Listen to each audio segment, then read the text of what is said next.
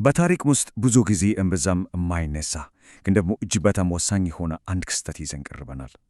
አንድ የአፍሪካ ሀገር እንዴት ነው ኃያል የሆነን የአውሮፓን ጦር ድል አድርጎ የታሪክን ምህዋር የቀየረው? አብረን እንመልከት። እስቲ ወደ ኋላ እንመለስ። መጋቢት 1 1896 ዓመት። ቦታው የሰሜን ኢትዮጵያ ተራሮች ናቸው።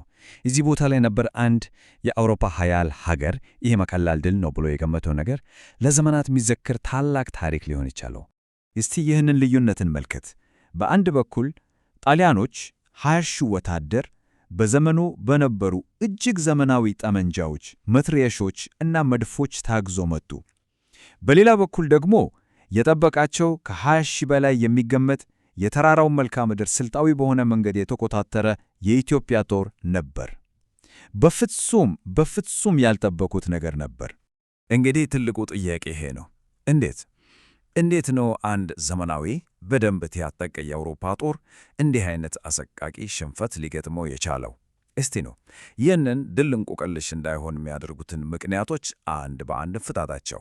የጦርነቱ መንስኤ መነሻው የጦር ሜዳው ላይ አልነበረም። ይልቁንም በአንድ ውል ውስጥ በተደበቀ የዲፕሎማሲ ተንኮል ነበር ሁሉም ነገር የጀመረው። ይህንን ለመረዳት የዘመኑን ሁኔታ ማየት አለብን።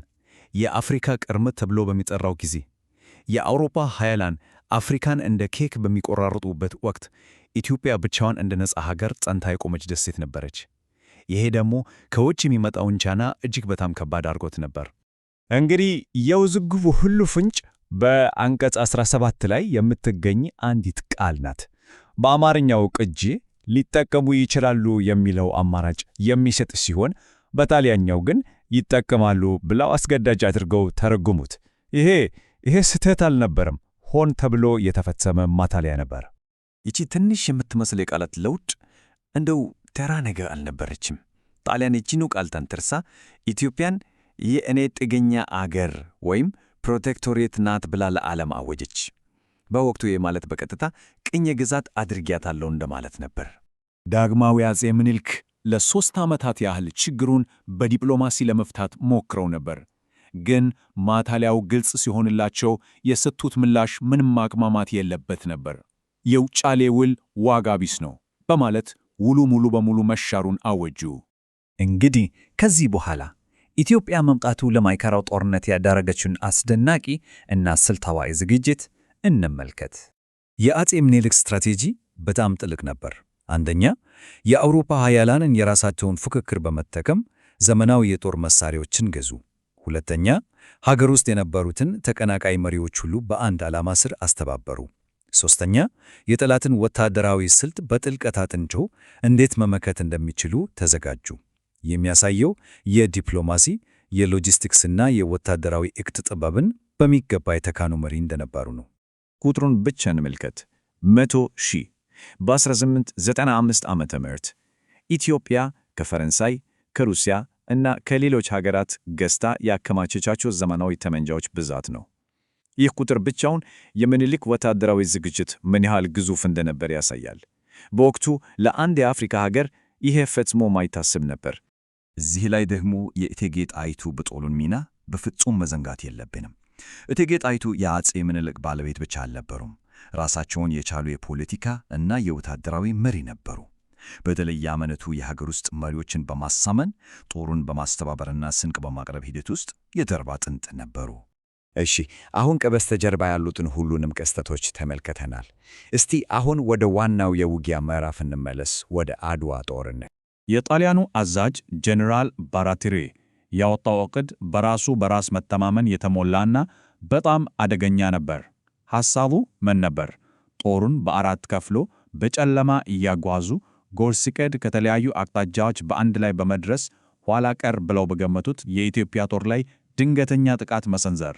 ግን ይሄ ዕቅድ ገና ከጅምሩ ለውድቀት የተዳረገ ነበር። የጦርነቱን ውጤት የወሰነ ወሳኝ ስህተት ይሄ ነበር። የጣሊያን ጦር የተጠቀመባቸው ካርታዎች ስህተት የበዛባቸው ነበሩ። የኢትዮጵያ ሰላዮች ግን አንድም አልተሳሳቱም። የጣሊያኖችን እያንዳንዱን እንቅስቃሴ በትክክል ይከታተሉ ነበር። ውጤቱ ምን ይመስል ነበር? ይህ ሰንጠረዥ የደረሰውን ኪሳራ በግልጽ ያሳያል። በጣሊያን በኩል የተሰለፉት የአካባቢው ወታደሮች አስካሪ ይባላሉ። በጣሊያንና በአስካሪ ኃይሎች ላይ ከ94,500 በላይ የሚሆኑት ተገድለዋል፣ ቆስለዋል ወይም ተማርከዋል። በኢትዮጵያ በኩልም ከፍተኛ መስዋዕትነት ተከፍሏል። ነገር ግን ድሉ ኢትዮጵያ ሆኖ። እንግዲህ ይህ ድል በጦር ሜዳ ብቻ አላበቃም። እስቲ አሁን ደግሞ የአድዋ ድል ያስከተለውን ዓለም አቀፋዊና ዘላቂ አሻራ እንመልከት። የአድዋ ድል አስተጋብኦት ለብዙ አስርተ ዓመታት ቀጥሏል። በ1896 የኢትዮጵያ ሉዓላዊነት ተረጋገጠ። ከ40 ዓመታት በኋላ ፋሽስት ኢጣሊያ በቀልን ፈለጋ በ1935 ተመልሳ ወረረች። ኢትዮጵያ ግን በ1941 እንደገና ነፃነቷን አስመለሰች። ከዚያም በ1960ዎቹ በመላ አፍሪካ ለተቀጣጠለው የነፃነት ንቅናቄ የአድዋ ድል ትልቅ የመነሳሳት ችቦ ሆነ። ይህ ድል በመላው ዓለም ላሉ የተጨቆኑ ሕዝቦች ትልቅ የተቃውሞ ምልክት ሆነ። ለምሳሌ በሃይቲ የነበሩ ምሁራን የጥቁር ሕዝብን ወታደራዊ ብቃት አከበሩበት። በህንድ የነበሩ ብሔርተኞች የትግል ስልቶችን አጠኑበት። እንዲያውም የማርክስ ጋርቬ ወደ አፍሪካ እንመለስ ንቅናቄ መነሳሳት ከዚሁ ነበር። የኢትዮጵያ ሰንደቅ ዓላማ ቀለሞችም የብዙ የአፍሪካ አገራት የነፃነት ምልክት ሆኑ። ታዲያ ኢትዮጵያ ለምን ተሳካላት? ሌሎች ብዙ የአፍሪካ መንግስታት ያልቻሉትን እንዴት ቻለች? መልሱ በብዙ ነገሮች ጥምረት ውስጥ ነው ያለው። እንደ ሚኒልክና ታይቶ አይነት ስልታዊና አንድነትን የፈጠረ አመራር፣ የህዝብን ብሔራዊ ስሜት ያስተባበረ አንድነት፣ ዘመናዊ የጦር መሳሪያዎችን በብዛት ማግኘት መቻል እና ደግሞ ትክክለኛውን ጊዜ መጠበቅ። እነዚህ ሁሉ ተደማምሮ ነው ይህንን ልዩ ድል ያስገኙት። የአድዋ ድል ቅኝ ግዛት ማይቀርና አይቀር ዕጣ ፈንታ እንዳልነበር ያረጋገጠ ታሪክ ነው። ታዲያ ይሄ አንዳንዴ የተረሳ የሚመስለው ታላቅ ድል ዛሬ ስለ ኃይልና ስለ ሕዝባዊ ተቃውሞ ምን ሊያስተምረን ይችላል? ምናልባት ትልቁ ትምህርት በጽናትና በአንድነት ሲታገሉ ማይቻል ነገር እንደሌለ የሚያሳይ ሕያው ምስክር መሆኑ ነው።